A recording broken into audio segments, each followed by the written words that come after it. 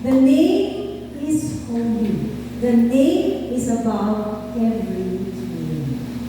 Again, Acts 4:9-12. If we this day are judged for a good deed done to a helpless man, by what means he had been made well?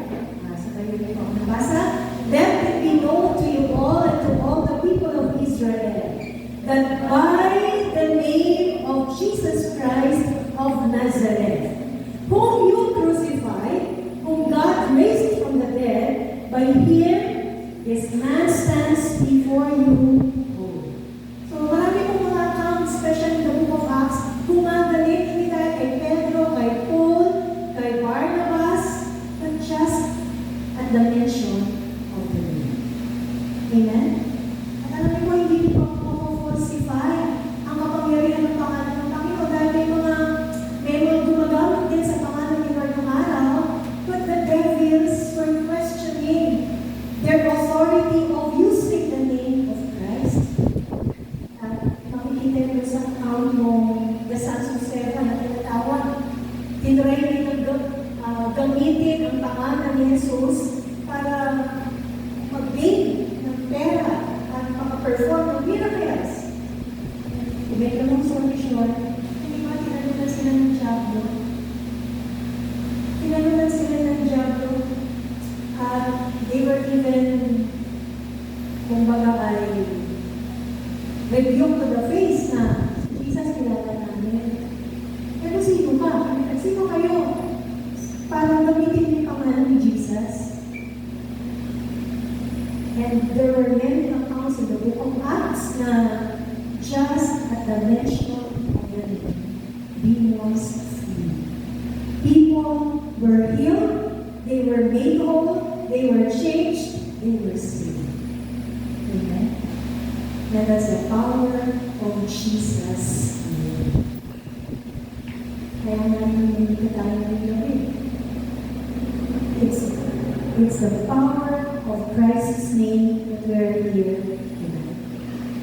Ang nagbunsong sa atin dito ay, di ba, yung ating mataas na pagsamba at paggalang sa pangalan ni Jesus. Alam ka man po natin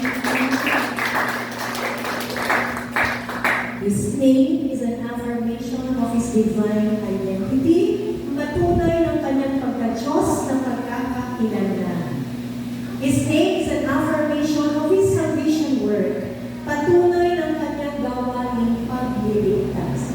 You shall call His name Jesus, for He shall save His people from their sins. So yung kanyang main goal, main work, main plan is to save the world.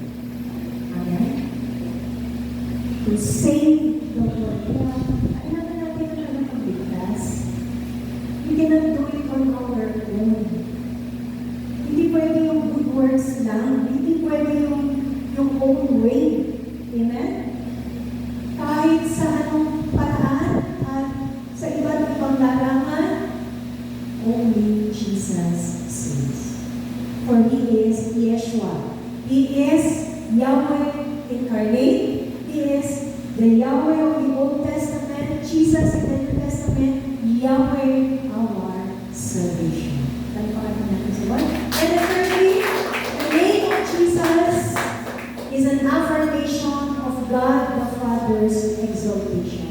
So, yung pangalan niya ay bigay ng Diyos Ama. Para ano? Para ang lahat ay luluhod at ang lahat ay magsasambit na siya ay Panginoon. Amen?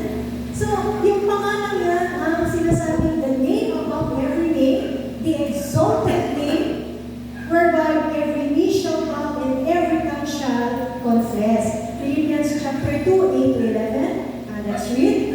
And being found in appearance as a man, He humbled Himself and became obedient to the point of death. So, ano pa rin, yung pangalan Jesus, kalapit yan, nakapaloob dyan yung kanyang eternal sacrifice, nakapaloob dyan yung kanyang humility, nakapaloob dyan yung kanyang exaltation, nakapaloob dyan yung kanyang kapangyarihan, nakapaloob dyan yung kanyang steadfastness from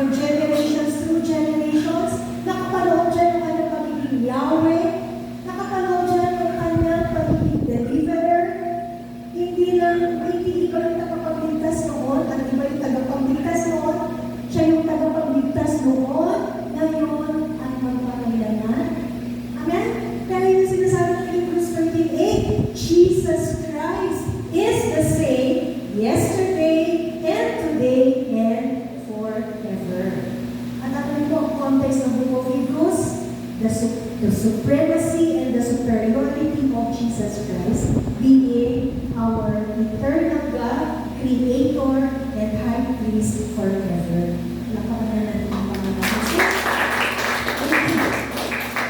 Basahin mo natin ulit. Therefore, lakas mo nabasa, God also as highly exalted Him. Hindi makikita ng mga mata direktang Diyos Ama because He dwells in eternity. Naroon siya sa kawalang hanggan. Wala siyang anong kinuha upang magpakilala o magpakahayag sa uling nila lang. Ang Holy Spirit, God very symbolic of kanyang manifestations. Fire, wind, water. But among the three member persons, it is essentially one Lord God, God the Son, or the Lord Jesus Christ, took the form of man. So, ang kumuha ng anyo upang ipahayag, ipakilala ang uling Diyos, ipakilala ang kanyang sarili, ipakilala ang Diyos Ama, isubong ba ng Espiritu si Jesus. Amen? So, from Genesis to Revelation, lahat ng yun ay self-revelation of the Son. Direct and personal revelation of Jesus Christ. In the Old Testament, in His pre-incarnate form. In the New Testament, in His incarnation. Siya pa rin ang makikita ng lahat pagdating ng millennium. Siya pa rin ang makikita ng lahat in the creation of the new heavens and of the new earth. Siya yung ating makakasama doon sa New Jerusalem. Sino yun? Yung nagkatawang tao. Amen? Kaya siya